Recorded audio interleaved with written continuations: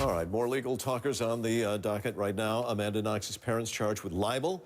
An anti-illegal immigration activist may face the death penalty, and Italy's prime minister, he's always a man generating news, he could be put on trial. So let's go to our legal guys, civil rights attorney Avery Friedman in Cleveland and New York criminal defense attorney Richard Herman right now in Miami. We'll find out why later. All right, Amanda Knox's parents in the libel case. Richard, let me start with you. You know, this is the parents of the American student imprisoned in Italy for murdering a roommate. And now they're indicted on charges of libeling police. What goes on here, Richard, and what are they going to do about it? Marty, obviously these prosecutors are drinking too much of that good Italian wine. I mean, this is such a ridiculous, stupid scenario. I just can't believe it. Apparently, the parents told the press in Italy that their daughter told them while she was being interrogated, she was abused physically and verbally in the interrogations.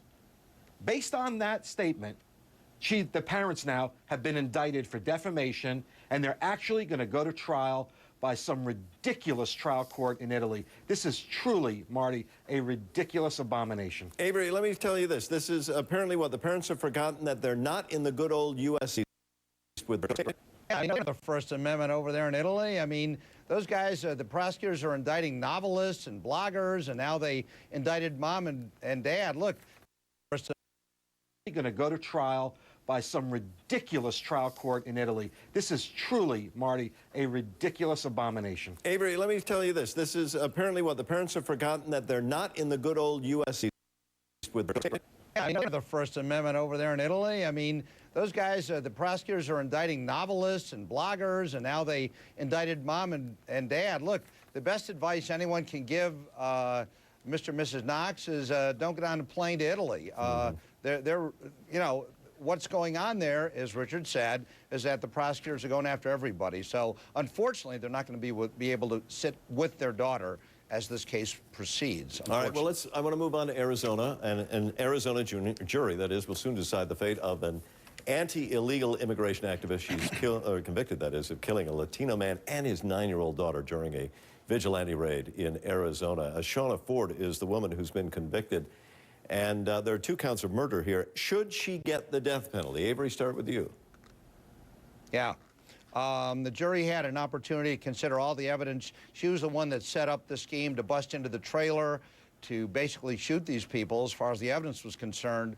I don't know if there is a case more deserving of a death penalty. It's apropos here. I think that's what we're looking at. Yeah, it seems very horrendous, Richard.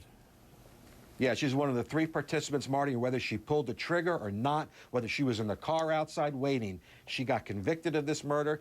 Death penalty's on the table. Jury had an opportunity. They convicted her. No juror nullification there. They voted the right way, and she's going down. All right, well then, let's move on then to Italy once more, and the case of the Italian Prime Minister, Silvio Berlusconi. He faces charges of having sex with an underage prostitute and the abuse of power. I imagine that everybody, not just in Italy, but the world over, is going to be glued to this case. Richard, what are we going to expect here? First of all, would it have made a difference if she was not underage? If she was not underage, then in other words, he used a prostitute. Patronizing a prostitute. Right. Yeah, patronizing a prostitute. But Marty, listen, we could take it seriously if we just heard this one case. But this man has been prosecuted for the last 10 years and spent over $400 million defending himself, and he's won every single time. So these prosecutors are insane. They got political agendas, and they're bringing these frivolous lawsuits against him, which go nowhere. This one's going to go nowhere. Wow. You think so? Avery, what do you say to that? First of all, I should point out, I'm not sure it's illegal for prostitution in Italy. I won't speak from experience. Well, it is. It is illegal. Come on, Marty. Well, wait, sounds do you like speak Italian? Marty, Marty, do you speak Italian? No, sir. Marty? No. No, well, bunga bunga. Those are the parties. Now, it's Richard's birthday today. I don't know if he's going to have a bunga bunga party, but that's what the case is about. Every day. Ruby, who was underage, is the basis of 1 of 2 charges, including using influence as a prime minister. But the way the system works, it'll be years, years, years. He's 74 years old. Don't count on quick Italian justice. There's no such thing. All right, Richard, you're going to have the last word on this. Teflon Don. Yeah, why does Marty, talk about Teflon Don. Why guy, do the that's right, he Italians is keep pure Teflon? Why do they keep electing him? He's gone through several elections. Why do Italians keep electing him, knowing what he does? Because it doesn't bother them, and because he's doing a good job in his appointed office there, in his elected office as an official, and they love him. That's the bottom line. They love him in Italy. Yeah, well, that is the bottom line, I suppose. Oh, by the way, I understand, Richard, it's a special day for you, and Well, we want to recognize Marty. your birthday.